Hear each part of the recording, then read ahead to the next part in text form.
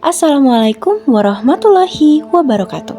Halo teman-teman semua, kami dari kelompok 5. Di sini kami akan membahas tentang sistem saraf tepi. Yuk kita langsung ke pembahasannya. Sistem saraf tepi atau sistem perifer adalah bagian dari sistem saraf manusia yang terdiri dari sistem saraf-saraf yang mengarah keluar dari sistem saraf pusat.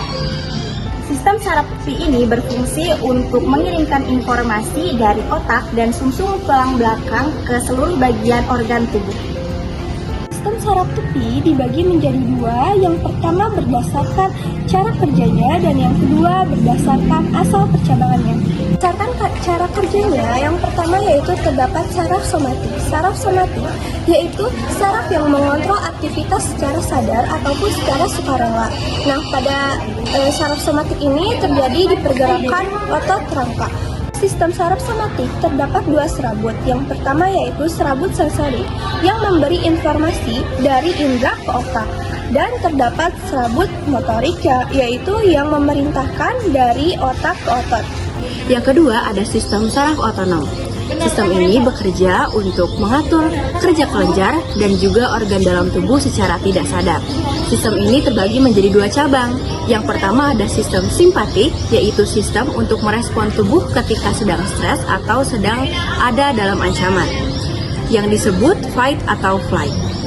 Yang kedua ada sistem parasimpatik, yaitu sistem yang mengatur organ dalam tubuh supaya lebih bekerja dengan optimal dan juga rileks, atau rest dan digest. Sekarang kita akan membahas tentang sistem saraf tepi yang berdasarkan dari asal percabangannya, yaitu dibagi dua teman-teman. Yang pertama ada sistem saraf karnial, yang kedua ada sistem saraf spinal. Di sini saya akan menjelaskan tentang saraf kranial yang ada di saraf tepi. Yang pertama itu ada olfaktorius, yang kedua itu ada optikus, yang ketiga itu ada okulomotor, yang keempat ada troklearis, yang kelima ada trigemius, yang keenam ada abdusen.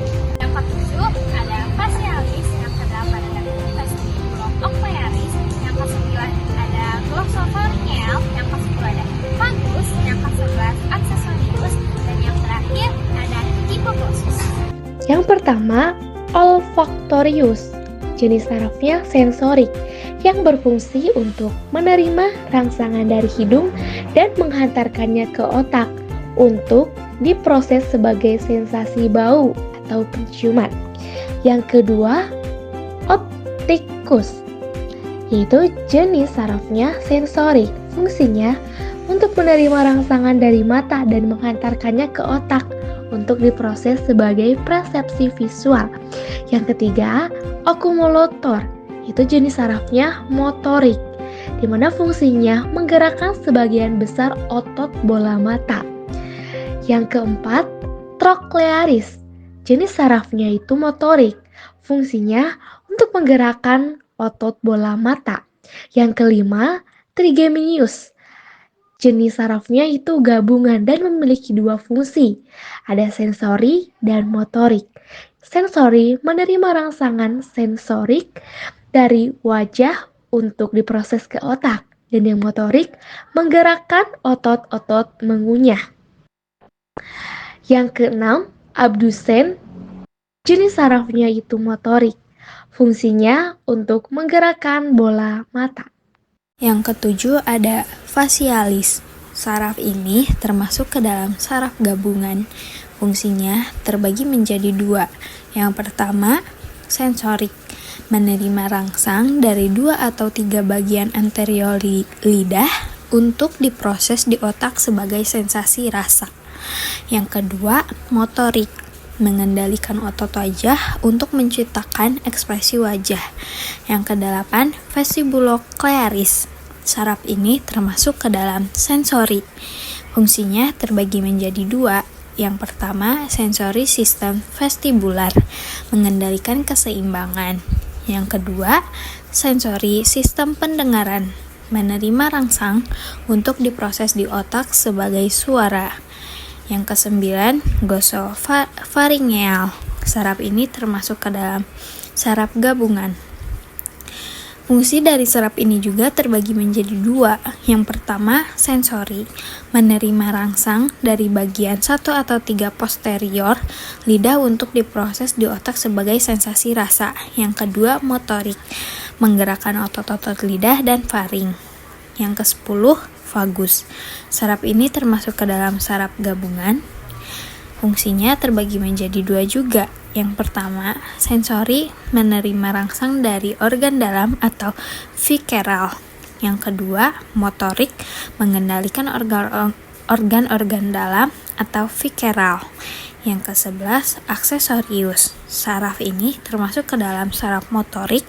Fungsinya menggerakkan otot trapezius dan sternocleidomastoideus atau mengendalikan pergerakan kepala. Dan yang terakhir, hipoglossus. Saraf ini termasuk ke dalam motorik. Fungsinya mengendalikan pergerakan lidah. Saraf spinal terdiri dari 31 pasang saraf yang keluar dari sumsum tulang belakang atau medula spinalis. Saraf ini berperan dalam menghubungkan sistem saraf pusat dengan berbagai bagian tubuh. Berikut 31 pasang saraf spinal berdasarkan lokasinya. Yang pertama ada cervical nerve. Dalam saraf spinal terdapat 8 pasang cervical nerve di setiap sisi tulang belakang yakni C1 sampai C8. Fungsi masing-masing cervical nerve sebagai bagian dari saraf spinal adalah sebagai berikut. C1, C2, dan C3 membantu mengendalikan gerakan kepala dan leher termasuk gerakan maju, mundur, dan ke samping. Saraf C2 memberikan sensasi pada bagian atas kepala. Sementara itu, saraf C3 memberikan sensasi pada sisi wajah dan belakang kepala. C4 membantu mengontrol gerakan bahu ke atas dan diafragma. Saraf C4 memberikan sensasi pada bagian leher, bahu, dan lengan atas. C5 membantu mengontrol otot deltoid atau otot pembentuk struktur bulat pada bahu dan bisep. Saraf C5 memberikan sensasi di area lengan atas hingga ke siku.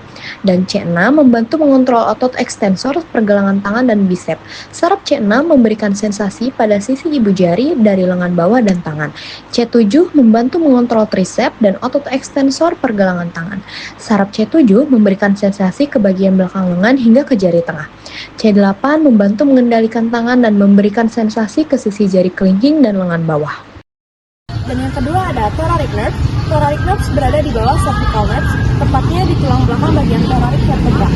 Saraf thorax terdiri dari 12 pasang saraf yakni T1 sampai T12. Selanjutnya, peran dari masing-masing thoracic nerve sebagai bagian dari saraf spinal adalah sebagai berikut. T1 dan T2 mempersarafi bagian atas dada, lengan, dan tangan. Saraf T1 merupakan bagian dari plexus brachialis yang membawa sinyal motorik dan sensorik dari sumsum tulang belakang ke lengan dan tangan. T3, T4, dan T5 mempersarafi bagian dinding dada dan membantu mengendalikan proses pernafasan. T6, T7, dan T8 mempersarafi bagian dada, kemudian turun ke perut. T9, T10, T11, dan T12 mempersarafi bagian perut dan punggung bagian bawah. Saraf T6 sampai T12 bersama dengan otot membantu mengendalikan keseimbangan dan postur tubuh serta terlibat dalam proses batuk. Yang ketiga ada lumbar nerve. Lumbar nerve terdiri dari 5 pasang saraf yakni L1 sampai L2. Berikut penjelasan mengenai masing-masing lumbar nerves. L1 memberikan sensasi pada area selangkangan dan alat kelamin, serta membantu menggerakkan otot pinggul. L2, L3, dan L4 memberikan sensasi ke bagian depan paha dan sisi dalam kaki bagian bawah, serta mengendalikan gerakan otot pinggul dan lutut. L5 memberikan sensasi di sisi luar kaki bagian bawah, kaki bagian atas, dan ruang antar jari kaki pertama dan kedua. Saraf ini juga membantu mengontrol gerakan pinggul, lutut, kaki, dan jari kaki.